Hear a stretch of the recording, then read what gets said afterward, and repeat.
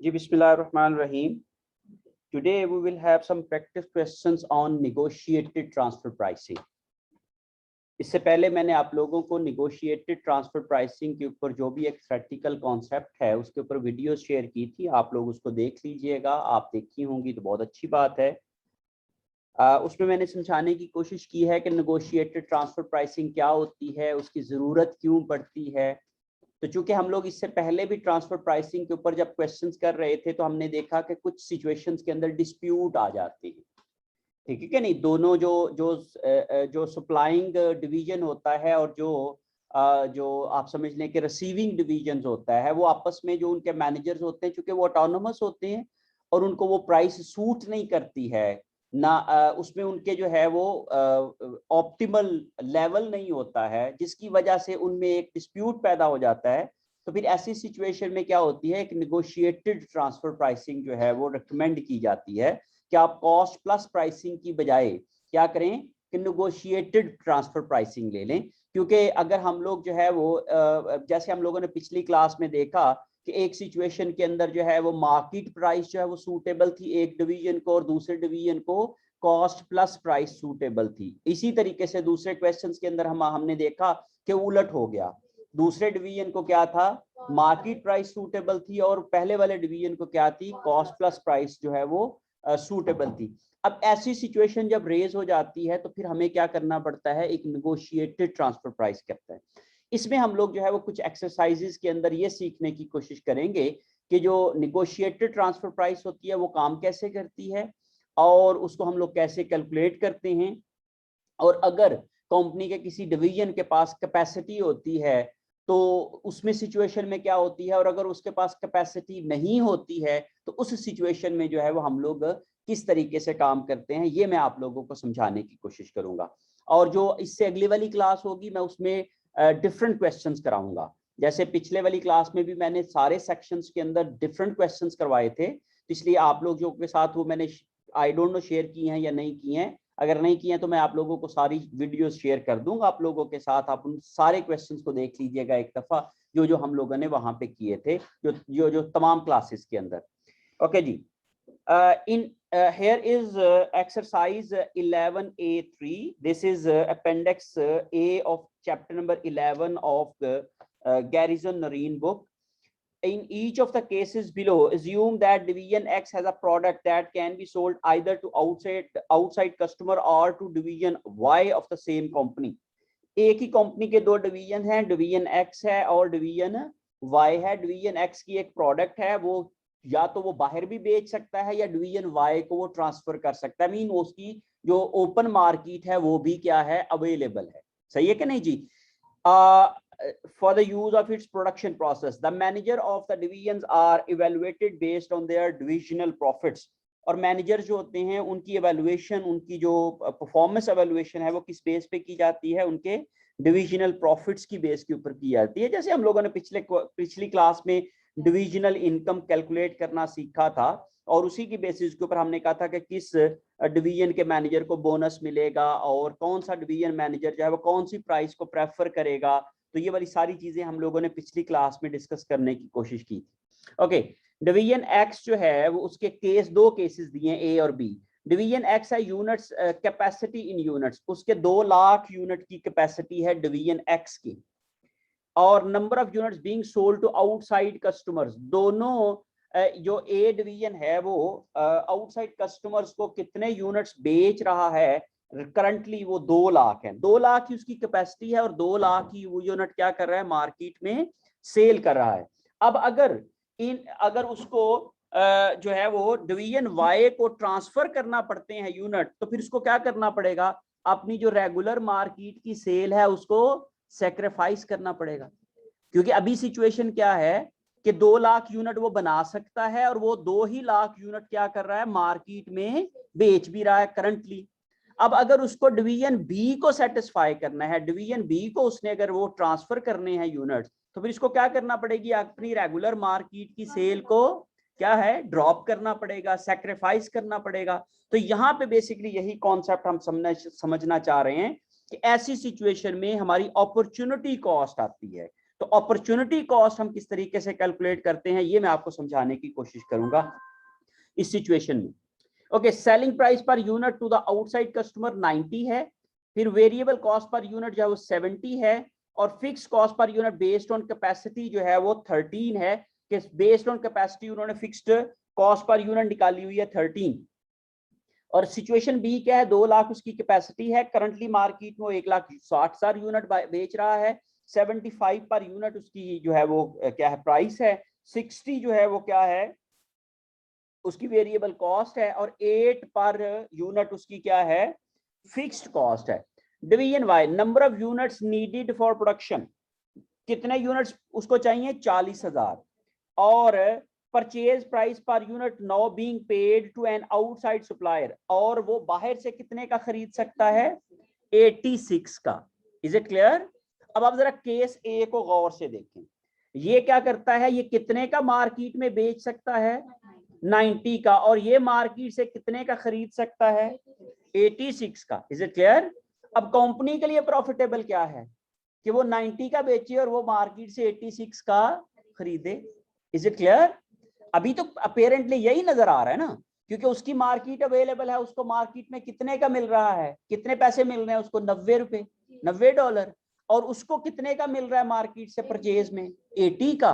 तो इसलिए feasible company के लिए क्या है, नजर आ रहा है कि वो 90 का बेचे मार्केट में और वो मार्केट से 86 का खरीदता जाए, तो ये उसके लिए फिजिबल है। लेकिन हम यहाँ पे एनालिसिस करके देखेंगे कि क्या यही फिजिबल है, कुछ और भी फिजिबल है। Is it clear? ओके जी, refer to the data in case A above. Assume in this case that 3 per unit in variable selling cost can be avoided on intra company sales. Intra company sales जब आप करेंगे, mean आप x division Y division को वो वाले units देगा तो उसको पैकिंग नहीं करना पड़ेगी, उसको क्या है मार्केटिंग नहीं करना पड़ेगी। फॉलो करें बात को? तो उसके कुछ कॉस्ट क्या हो सकती है, कम हो सकती है, रिड्यूस हो सकती है, अवॉइड हो सकती है। क्लियर है? और वो कितनी है $3 per unit. Is it clear जी?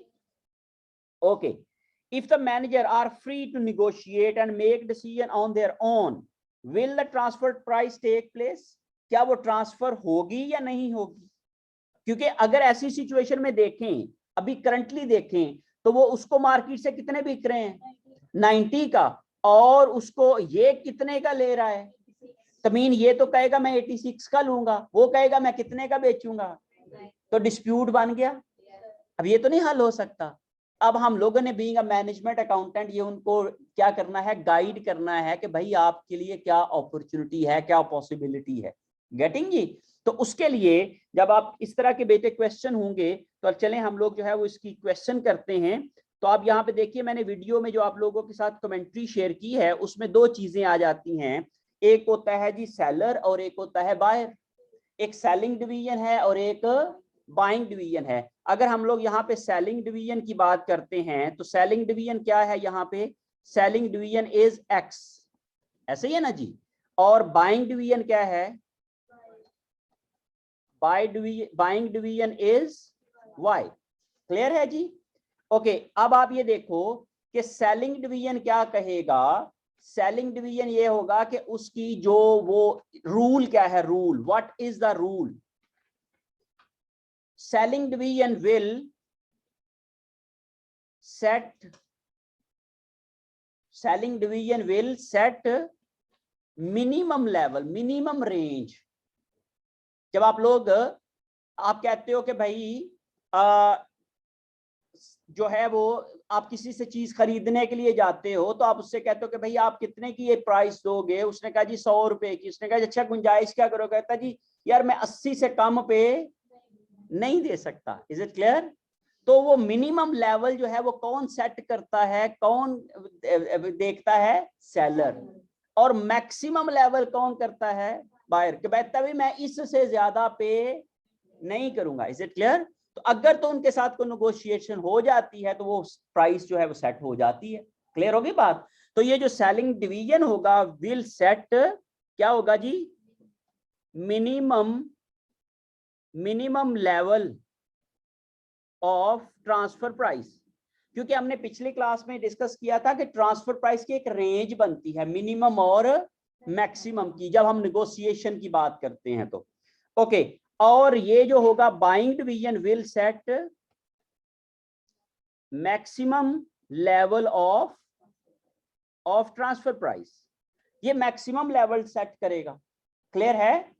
इसका मतलब ये हुआ कि इसकी जो ट्रांसफर प्राइस होगी वो क्या करेगा, should be greater and equal to this, इस लेवल से ज्यादा होनी चाहिए ना। बात फॉलो कर रहे हैं आपको?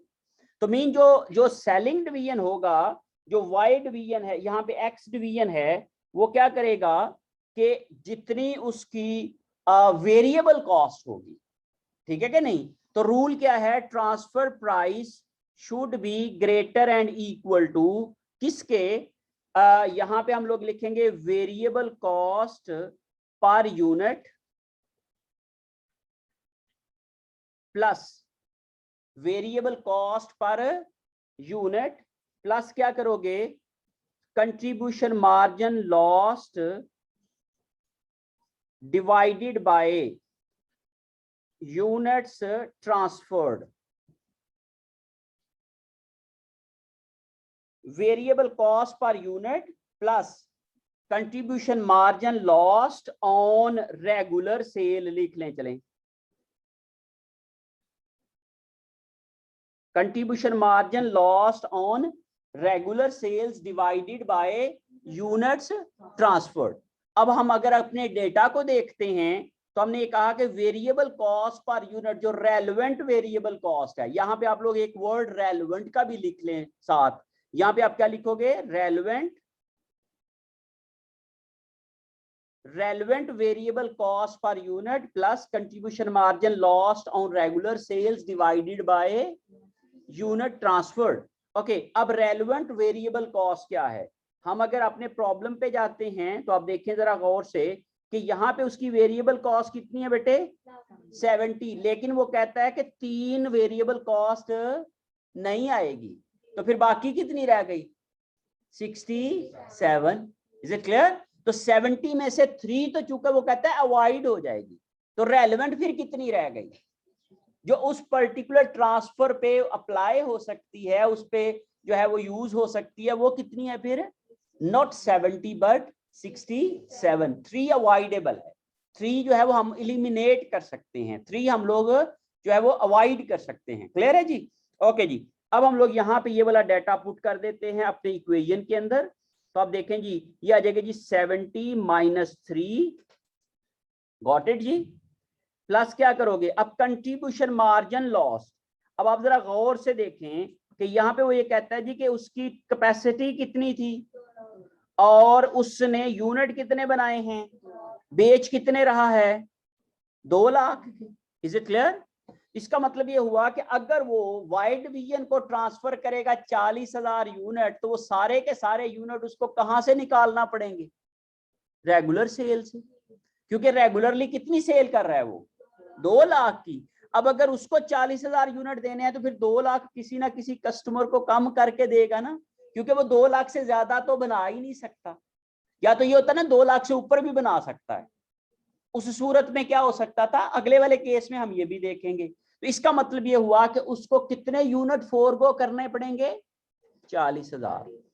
कितने यूनिट फोरगो करने पड़ेंगे, मीन उसको रेगुलर सेल कितनी कट करना पड़ेगी, 40,000 यूनिट की। ओके, और वो एक यूनिट पे कितना कंट्रीब्यूशन मार्जिन कमा रहा है, कितना वो मार्जिन ले रहा है एक यूनिट पे, जरा गौर करें, कितने का वो बेच रहा है यूनिट, और कितनी उसकी वेरिएबल कॉस्ट है, 70, तो कितना मार्जिन बन गया उसका, माइनस करेंगे बेटे। यहां पे ये देखें जी, हम ये कहते हैं contribution margin, CM, contribution margin, इसको क्या कहते हैं, कंट्रीब्यूशन मार्जिन होता है sale price, selling price minus variable cost per unit. अब सेलिंग प्राइस उसकी कितनी थी, 90, और variable cost per unit regular market की बात कर रहे हैं। अब हम यहाँ पे ये हम रेगुलर मार्केट से जो लॉस कर रहा है, ये उसकी बात हो रही है। तो रेगुलर मार्केट में उसकी वेरिएबल कॉस्ट कितनी है, 70, तो वो कितना जो है वो उसको एक यूनिट कंट्रीब्यूशन मार्जिन दे रहा है, 20, कितना? ओके, अब आप ये देखें जी contribution margin lost per unit कितना है 20, और नंबर ऑफ यूनिट कितने हैं 40,000, और ट्रांसफर्ड यूनिट कितने हैं 40,000। आप यहां पे गौर करें जी, ट्रांसफर्ड यूनिट कितने हैं 40,000। क्लियर है? सिनेरियो क्या है कि एक्स डिवीजन 2 लाख की कैपेसिटी है, 2 लाख ही यूनिट मार्केट में बेच रहा है। अगर उसने 40,000 यूनिट ट्रांसफर करने हैं वाई डिवीजन को, तो उसको अपनी रेगुलर सेल क्या करना पड़ेगी, उतने यूनिट क्या करना पड़ेंगे, किसी से कम करना पड़ेंगे। अब वो रेगुलर सेल के ऊपर पर यूनिट कितना कंट्रीब्यूशन मार्जिन कमा रहा है, प्रॉफिट नहीं, कितना कंट्रीब्यूशन मार्जिन। और कंट्रीब्यूशन मार्जिन क्या होता है, sales minus variable cost, sales minus variable cost. अब एक यूनिट अगर वो छोड़ता है तो कितने पैसे छोड़ेगा, 20 रुपए। और अगर 40,000 यूनिट छोड़ेगा तो कितने पैसे छोड़ेगा वो, 20 × 40,000, 8 लाख। ठीक है, अब 8 लाख को जब आप 40,000 यूनिट पे डिवाइड करोगे तो पर यूनिट फिर क्या आएगा, वही 20 आ जाएगा। क्लियर है? तो मैंने ये वाला सारा डेटा उस फॉर्मूला में लिख दिया है। यहां पे मैंने कहा एक यूनिट अगर वो फोरगो करता है तो पर यूनिट उसको कितना जो है वो लॉस करना पड़ेगा अपनी रेगुलर सेल में, 20 का। और कितने यूनिट उसको ट्रांसफर करने हैं, 40। तो टोटल लॉस कितना हुआ उसका, 20 मल्टीप्लाई बाय 40,000, 800,000। और वो कितने यूनिट पे डिवाइड होना है, 40,000 के ऊपर। और अगर यहाँ पे वो कहता जी कि नहीं, अगले वाले सवाल में हम लोग सिनेरियो थोड़ा सा चेंज करके आपको कैलकुलेशन करना सिखाऊंगा मैं। ठीक है, तो यहाँ पे अब आप देखो जी कि ये क्या बन गया, 67 प्लस 20 इज इक्वल टू कितने बन गया, 87। अब वो कहता है मिनिमम कितनी प्राइस रखना चाहेगा वो, 87। Is it clear? फॉलो कर रहे हैं बात को? अब वो कहता है नहीं भाई 87 से कम व्यवहारा, क्योंकि अगर वो 87 से कम पे देगा तो उसको लॉस हो जाएगा। क्लियर होगी बात? ये बेसिकली कैलकुलेशन क्या है, सेलिंग डिवीजन कर रहा है। वो कहता है 87 से कम पे तो किसी सूरत में मुझे कबूल नहीं है, अगर मैं इससे कम पे दूंगा तो क्या होगा, मुझे लॉस हो जाएगा। ओके, अब इसने ये वाला तो कर लिया, अब इसका जो है ना, इसका ठीक है, ये क्या डिसाइड करता है, मैक्सिमम लिमिट। अब इसकी मैक्सिमम लिमिट क्या है, इसका फॉर्मूला होता है transfer price should be less and equal to, यहां पे क्या होना है, ग्रेटर एंड इक्वल टू, और यहां पे क्या होना है, लेस एंड इक्वल टू। ये हो गई मार्केट प्राइस, क्या होगी। अब इसको ट्रांसफर प्राइस कितने की मिल रही है, मार्केट प्राइस, जरा गौर करें, इसको कितने का मिल रहा है मार्केट से, 86 का। Is it clear? फॉलो करें बात को? अब इसका मतलब ये हुआ कि आप जरा अब अपने सॉल्यूशन पे चले जाएं। ये कहता है कि मैं कितने का दूंगा, ये कहता है मैं कितने का खरीदूंगा, ट्रांसफर होगी, झगड़ा बना है ना बीबी। वो कहता है मैं इससे कम पे नहीं दे सकता, वो कहता है मैं इससे ज्यादा प्राइस पे नहीं कर सकता, सो ट्रांसफर इज नॉट पॉसिबल। नहीं, निगोशिएट, यही तो निगोशिएशन की लिमिट्स हमने देखी हैं, यहां पे नहीं होगा। अब क्या है, हल क्या है, कंपनी ये कहेगी कि आप क्या करो, आप मार्केट में बेचते रहो, आप क्या करो, मार्केट से खरीदते रहो, आप 90 का बेचते रहो, आप 86 का खरीदते रहो। जब दोनों को अवेलेबल है मार्केट, तो फिर हमें कोई झगड़ा ही नहीं है। फिर हमारी ट्रांसफर प्राइस क्या होगी, 86 वो मार्केट से खरीद ले, वो क्या कर ले, मार्केट में बेचते। इंटरनली ट्रांसफर नहीं होगी, internal transfer is not possible. Clear है? बिकॉज उसकी वजह क्या है, because the minimum range of selling division is 87 and the maximum price which buying division can pay is 86. So negotiation is not possible. That's why there would be no transfer in this case. इस case में transfer possible नहीं होगा। Is it clear? अब अगर इसके दरमियान range होती तो फिर हम लोग कहते कि भाई ये ट्रांसफर पॉसिबल है। क्लियर है जी। अब हम केस बी देख लेते हैं। सेकंड केस में क्या सिचुएशन है? सेकंड केस में क्या है जी, वो कहता है 2 लाख की कैपेसिटी है, करंटली वो कितने का बेच रहा है? 1,60,000। इसका मतलब ये हुआ कि उसके पास 40,000 यूनिट अभी हैं जो वो बना सकता है और बेच सकता है। Is it clear? तो अब उसी फॉर्मूला में हम लोग जो है वो पुट कर लेते हैं, पार्ट 2 कर लेते हैं इसका। यहाँ पे सेकंड पार्ट में आप लोग जो है वो पार्ट 2 जो है उसमें देखिए जी, transfer price should be less and equal to का फॉर्मूला था हमारे पास, variable cost, relevant variable cost plus CM lost on regular sale divided by units transferred. Okay जी, अब आप जरा गौर करें जी, transfer price should be less and equal to, आप गौर करें यहां पे हमें वेरिएबल कॉस्ट दी हुई है बेटे 60, क्या दी हुई है, और 3 क्या है, सॉरी अभी बी में देखें, refer to data in case B above, in this case there will be no saving in variable cost, variable cost में कोई भी सेविंग नहीं होगी। On intra-company sales, if the managers are free to negotiate and make decision on their own, will the transfer take place? If so, within what range will the transfer fall? Explain. किस range में होगा ये हम देख लेते हैं जी अभी। अब देखो जी यहाँ पे ट्रांसफर प्राइस और रेलेवेंट वेरिएबल कॉस्ट क्या है 60 plus CM lost, contribution margin per unit, CM per unit बराबर क्या है, sale price minus variable cost. तो सेलिंग प्राइस है 75, वेरिएबल कॉस्ट है 60, पर यूनिट कंट्रीब्यूशन मार्जिन क्या है 15। ये मैं आपको डेटा दिखाने जा रहा हूं, ये देखें जी, ये 75, ये 60, 75 में से 60 निकालोगे तो क्या आ जाएगा आपके पास 15। ठीक है जी। अब ये मैं लिख लेता हूं यहाँ पे जी, पर यूनिट कंट्रीब्यूशन मार्जिन है 15। अब आप मुझे बताएं कि कितने यूनिट लॉस करेगा वो अपनी इस ट्रांसफर को कंप्लीट करने के लिए?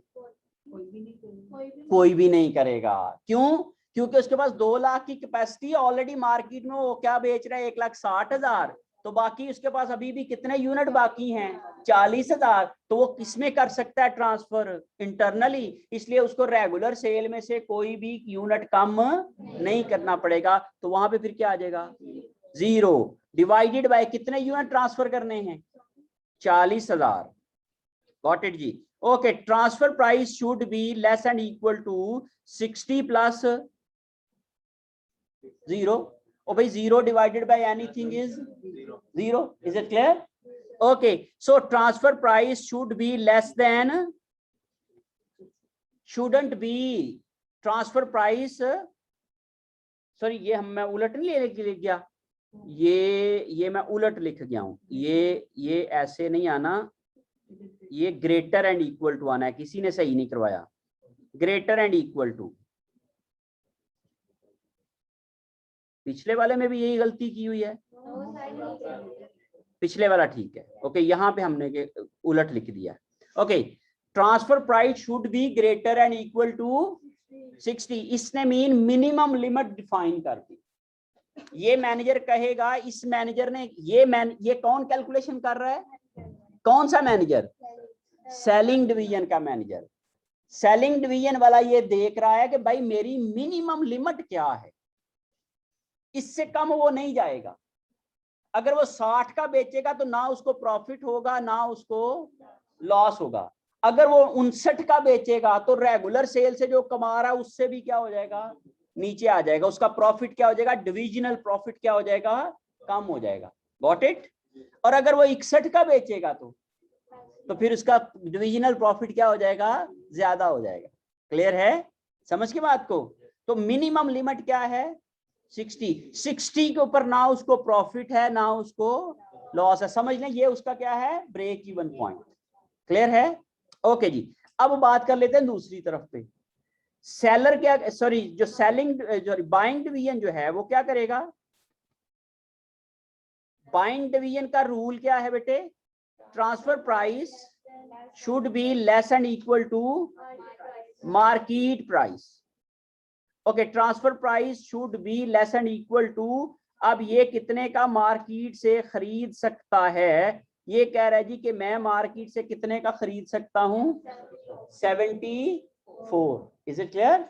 ओके जी, अब हम लोग यहां पे लिख लेते हैं दैट इज 74। अब आप जरा करें, मिनिमम कितना है, मैक्सिमम कितना है, तो रेंज बन गई, रेंज बन गई ना?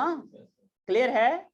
ओके, अब इसको लिखने का तरीका क्या है? ट्रांसफर प्राइस लिख दो दरमियान में, सही है? अब देखो, ट्रांसफर प्राइस के बाद पहले क्या है, ये वाला साइन, ट्रांसफर प्राइस की तरफ क्या है, लेस देन, और यहां लिख दो 74, ये हो गया। और ये अब आप क्या करोगे? नहीं,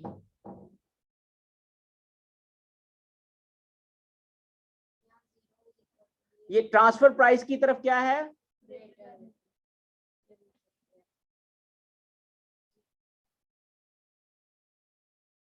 क्या है, 60। Transfer price is should be greater than 60, 60 should be less then, क्या है, transfer price mean transfer price should be greater than 60 and less than 74। Clear है? इस तरीके से लिखते हैं। चलें, इसको हम लोग, आप ऐसे नहीं समझ आई आपको तो आप इसको इस तरीके से लिख लें। एक मिनट जी, आप इसको लिख लें, ट्रांसफर प्राइस क्या है, should be greater and equal to 60 and less and equal to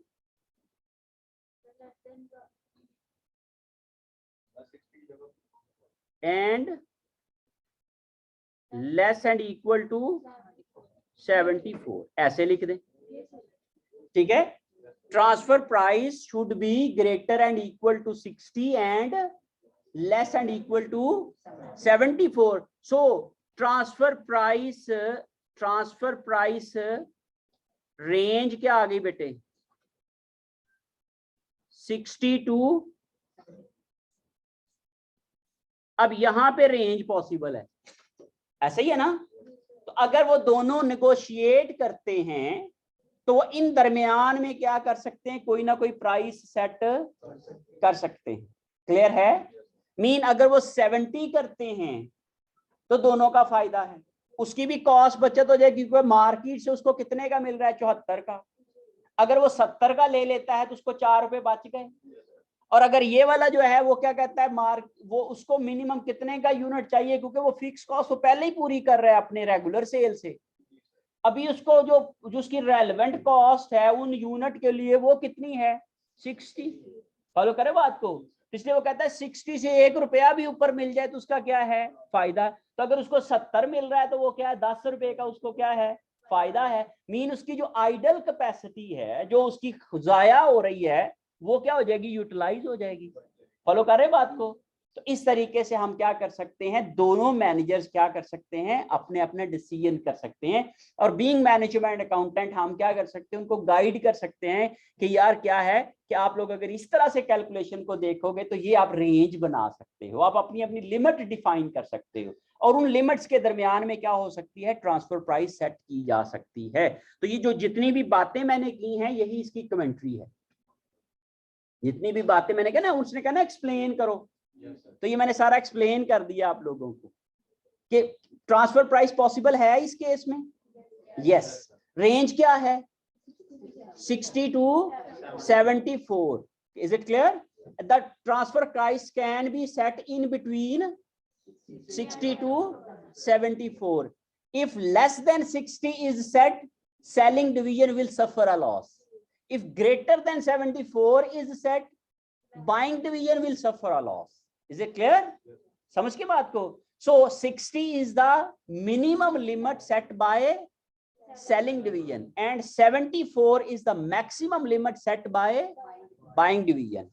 so in between अगर ट्रांसफर प्राइस है तो फिर हम लोग वहां पे वो वाली ट्रांसफर प्राइस सेट कर सकते हैं। क्लियर है जी? समझ के बात को? Okay, that's great. अच्छा, अब थोड़ा सा सिनेरियो को चेंज कर लेते हैं। हम ये कहते हैं transfer price should be greater and equal to variable cost plus CM lost on regular sale divided by units transferred. Okay जी, मैं ये कहता हूं ये transfer price should be greater and equal to variable cost है जी 60 plus CM loss कितना हम कर रहे थे 15। अब हम ये कहते हैं जी कि उसकी कैपेसिटी थी, यहां पे मैं एक फिगर चेंज कर रहा हूं, कैपेसिटी थी 2 लाख की, क्लियर है, और करंटली मार्केट सेल्स हैं उसकी 1,80,000 की। कितने की? अब आप मुझे बताएं कि अगर उसने 40,000 यूनिट्स ट्रांसफर करने हैं तो कितने रेगुलर यूनिट फोरगो करना पड़ेंगे?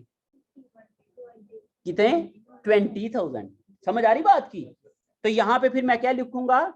CM unit multiply by units forgo. अगर मैं इसका फॉर्मूला लिखूं यहां पे तो मैं क्या लिखूंगा यहां पे बेटे? मैं लिख देता हूं, चलें आपको समझाने के लिए, आपको ताकि क्लैरिटी आ जाए। Contribution margin per unit multiply by units lost in regular sale. ठीक है जी, divided by units transferred. Okay, अब देखें जी 60 प्लस सीएम पर यूनिट अभी हमने निकाला 15, ऐसे ही है, मल्टीप्लाई बाय कितने यूनिट लॉस करेगा वो? अब देखो उसकी कैपेसिटी थी 2 लाख की, रेगुलरली कितने वो बेच रहा है? 1,80,000। स्पेयर कितने हैं? स्पेयर कैपेसिटी, स्पेयर कैपेसिटी कितनी है? 20,000। क्लियर है जी? या अवेलेबल कैपेसिटी कितनी है? 20,000। लेकिन उसने ट्रांसफर कितने करने हैं? 40,000। तो रेगुलर सेल्स लॉस्ट कितनी होंगी उसकी? 40,000 minus spare capacity 20,000 is equal to 20,000। अब मैंने ये क्या किया है? ट्रांसफर्ड माइनस क्या है? Spare capacity, vacant capacity. समझ आ रही बात की? तो यहां पे आप लिखोगे स्पेयर्ड कैपेसिटी। इस फॉर्मूला को आप यूज करके क्या कर सकते हो? यूनिट लॉस निकाल सकते हो। हमने कहा जी कि उसके रेगुलर सेल्स यूनिट्स जो थे उसमें से क्या किया उसने? जो ट्रांसफर करने हैं उसमें से जो उसकी अवेलेबल कैपेसिटी है उसको माइनस कर दो, तो आपके पास जो है वो रेगुलर यूनिट लॉस आ जाएंगे।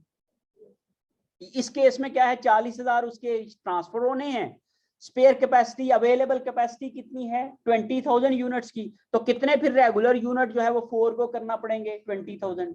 पहले वाले सिनेरियो में क्या था? 40,000 ट्रांसफर करने हैं और स्पेयर कैपेसिटी कितनी थी? 0। समझ रहे बात को? पहले ए केस में स्पेयर कैपेसिटी कितनी थी? 0। तो फिर कितने लॉस करना पड़े? 40,000। दूसरे केस में क्या था? कितने ट्रांसफर करने थे? 40,000। स्पेयर कैपेसिटी कितनी थी? 40,000। कितने लॉस करना पड़े? 0। समझ आ रही बात की? तो ये क्या है? एक फॉर्मूला बन गया आपके पास जिसकी मदद से आप क्या कर सकते हो? इसकी जो है वो यूनिट लॉस कैलकुलेट कर सकते हैं। क्लियर है? ओके जी, अब अगर आप इसमें लिखते हो क्या आ जाएगा जी? 20,000 डिवाइडेड बाय क्या करना है? 40,000। मीन ये जो लॉस आ रहा है ये 40,000 यूनिट पे डिवाइड होगा। अब देखें जी 60 प्लस कितना आ जाएगा जी? 3 लाख डिवाइडेड बाय 40,000 तो कितना आ गया बेटे? 60 प्लस करें 7.5। अब कितना है जी? 67.5। इट मीन्स के transfer price should be greater and equal to 67.5। और दूसरे की क्या है? Transfer price should be less and equal to 74। तो अब आप मुझे बताएं या इस केस में भी क्या हो जाएगी, ट्रांसफर प्राइस पॉसिबल होगी।